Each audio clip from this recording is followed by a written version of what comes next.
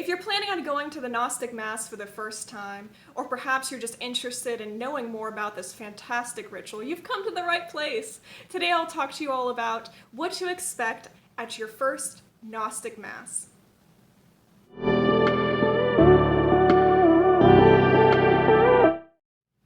Hi, I'm Mavius Lynn, or you can just call me Lynn.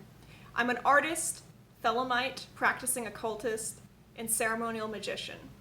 Welcome today as I talk about one of my all-time favorite rituals, the Gnostic Mass. So today my goal here is to really talk to you all really casually, as if I'm talking to a friend and explaining what this ritual is and what they will expect from this experience. I think there are some fantastic resources out there if you want a more in-depth look at this ritual. There's a lot of layers to it, a lot of symbolism, but to keep it short and sweet, I just want to provide you all, and this is really targeted again towards people who've never seen this ritual before and are just seeing it for the first time. So I want to provide you all with some perspective and some thoughts on this ritual and things to expect. So let's just jump into it, right? So talking to you all as a friend,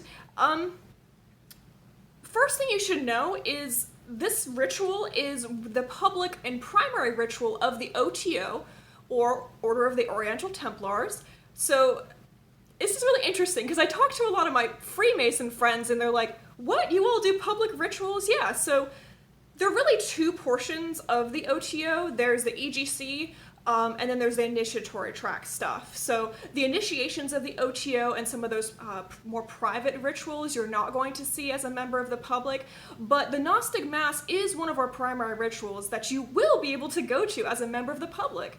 So in other words, you don't have to be a member of the OTO to go experience this ritual. There's no commitments. You don't need to be a member, anything like that. So it's done for the public good. So you can just be anyone and just go to this. That being said, there are a few things to keep in mind before you go. First and foremost, the primary thing is talk to your local OTO body who's doing the Gnostic Mass ahead of time. Oftentimes there's going to be a little bit of a vetting process, especially if this event is being held in a private member's home. They want to make sure the people they're inviting over, although this is open to the public, if it is a private member's home, they want to make sure they've vetted people before they come to it. And your body will also tell you other things you should do before you come. So one thing to keep in mind, I get asked this a lot, is there a dress code? What should I wear? Well, that's going to depend from body to body. You know, these are how a body does things as part of their own tradition is going to depend on what state you're in and what body you're dealing with. So I'm going to talk in general about things, but again, you should verify that with your local body. But one thing back to the dress code is a lot of places really don't have much of a dress code, you know, just wear something nice, wear something you're comfortable in. It's the general advice. But there are cases where I've heard bodies do require the members, for example, to wear all black before going to this event, or maybe wear something a little bit more formal. So again, the general rule is wear what you're comfortable with, but that's going to depend on the body sponsoring it. A lot of bodies also do a potluck after the Mass, so you may want to get in touch to see if, you know, you can bring something to the potluck and be a part of that tradition, because that's really cool. So, you know, once you're dressed, you know, you have your potluck dish, if that's, you know, what's going on. You may also need to, again, get that extra permission and verify the address of when and where.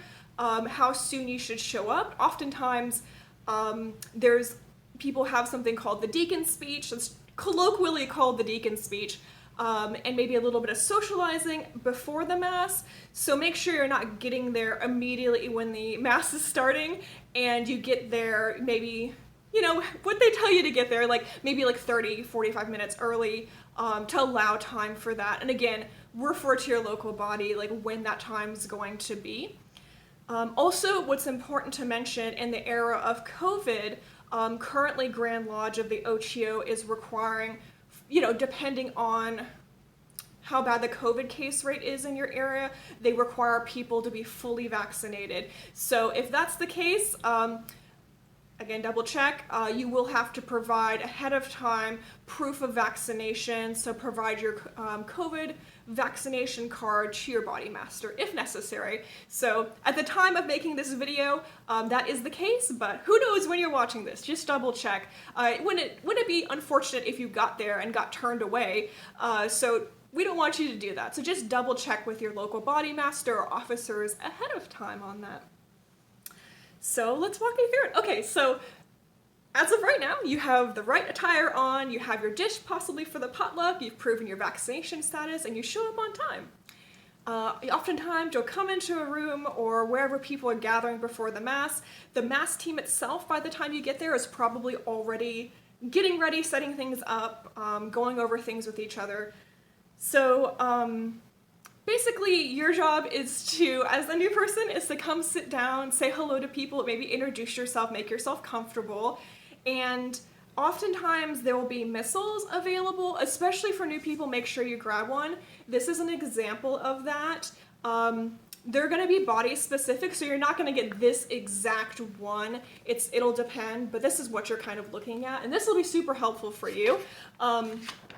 It'll really show you what to expect. So it'll show you things to say and do, and then it'll show you the step-in signs usually on it as well. I guess the most important thing to keep in mind is the Gnostic Mass is a participatory ritual. So all of this will be explained to you before it starts in this thing called the deacon speech. Now, as many people may or may not know, it's called the deacon speech colloquially, but really anyone on the Mass team can give that speech. So, like, you know, it's not commonly done, but the priest may come down and give the speech, or the priestess, but oftentimes it'll be the deacon. So the deacon will come down and they will tell you about what they expect your conduct to be and what they expect from you as a participant of this ritual. So they'll explain to you the step-in signs and maybe do a little demonstration and which parts to say during the ritual. And in general, deacons or whoever's giving this speech like to keep it short and sweet. And I think that's a good rule of thumb in general, because you come for a participatory ritual, you're not coming for a huge lecture. So the other part of this ritual is you will be given a chance to communicate with the priest or priestess, which involves imbibing a cake of light as well as a cup of wine. So if you do have any allergies or you don't drink alcohol, make sure you communicate that ahead of time. So they will make accommodations for you. Oh, especially if you have a gluten allergy as well. So my local body, we have a lot of people who have like gluten sensitivities and stuff like that. So typically our cakes of light are gluten-free, but just double check that, you know, be upfront about your food allergies and sensitivities and your needs. We also offer in our body the opportunity to, instead of drinking wine during the communication, you have the chance to drink water during that period. So, like I said, there are accommodations made, and don't be afraid to speak up. We want to make sure it's safe for everyone, and we are addressing the needs of the congregation. I guess it is important to mention the cake of light. I know people get really nervous about that, and there's really no reason to get nervous. But full disclosure, you know, if you do have some more specific questions, make sure you ask those ahead of time. But the cake of light is a small, you know, cake. It's typically small. Again, it depends on how the priestess makes them, but they use incense, ash from incense, and that incense is made from blood typically. So you're not ingesting blood directly at all. You're ingesting ash incense put into this little cake, and that incense previously had blood. So again, that's something to keep in mind if you're vegan or that's against your beliefs. Now, the typical way we approach that for people who may be uncomfortable their first Mass, especially communicating, and again, this is going to depend from body to body, but If it is your first time at the Gnostic Mass, you are not expected to communicate. If you want to, that's great, but it's your second time back that we will expect you to come up and fully participate in the ritual. Another thing to keep in mind is please be respectful, and of course your deacon or whoever's giving this speech will go over this, but make sure you're respectful of the priestess. So she may or may not be partially disrobed during this ritual or fully disrobed, it just depends. And don't touch her. Give her the utmost respect, as well as everyone else performing this ritual. So usual rules apply, don't talk during the ritual, turn your phone off, don't touch the priestess, and yeah, you should be all set. So after that, you head on up or head on in to the room where the Gnostic Mass is taking place. So here's a quick little peek at Star of Babylon's traveling altar setup. So I hope you enjoy it. All right, so here we are in Star of Babylon's traveling altar and Mass setup. The first thing you would expect to do as a congregant coming in is you would take a seat over here, and you would notice the setup of our space. Over here we have the tomb where the priest is. Additionally, we have their water font. And you would notice our beautiful high altar over here. Of course, like I said, this is Star of Babylon's traveling high altar. There's some notable things on it. Of course, there are the countercharged pillars, as well as the stele revealing. Below that is the Book of the Law. And you as a congregant would, of course, just simply have a seat and over here, and follow the deacon's instructions for a really beautiful ritual. And of course, one of the things I absolutely love about the Gnostic Mass is that the participants, as well as the congregation leading the Mass, it's just such a beautiful energy, and it's such a beautiful time to come together as a community. I've always sort of experienced a great healing energy over doing the Mass. So that is it. So after the Mass, it's time to enjoy the company of everyone else and get some food. Of course, food isn't guaranteed, but typically a lot of places love to have potlucks afterwards, and it's a great chance to try different people's food they bring and have some great times.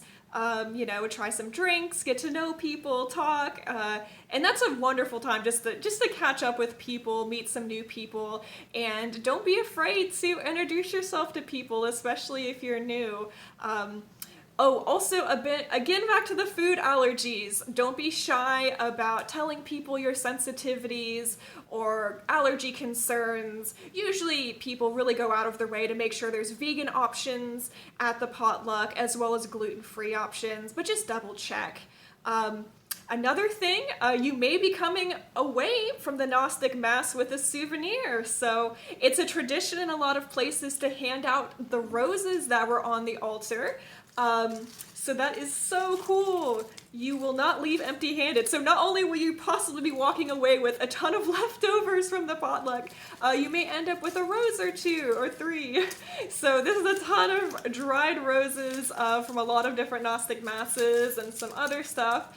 But what I do with my Gnostic Mass roses is I love to dry them and use them in incense or other types of magical workings. These are a fantastic magical ingredient and highly coveted by a lot of different practitioners, not just Thelemites. These roses would have been charged by the Mass itself, and people use them in healing workings, love workings, all kinds of things like that. So, or just something pretty to keep around and a happy memory. So you can have those. All right, I think that about wraps up everything I wanted to share with you all. I hope this was fun and informative. Thank you so much for watching, as always. Of course, if you're planning on going to a Gnostic Mass, I would love to hear about it. Please share below. And of course, as always, to stay up to date with my occult content and other things I love to share on here, please make sure to like and subscribe. Thank you again so much for watching. It's always a joy to make these videos for you all.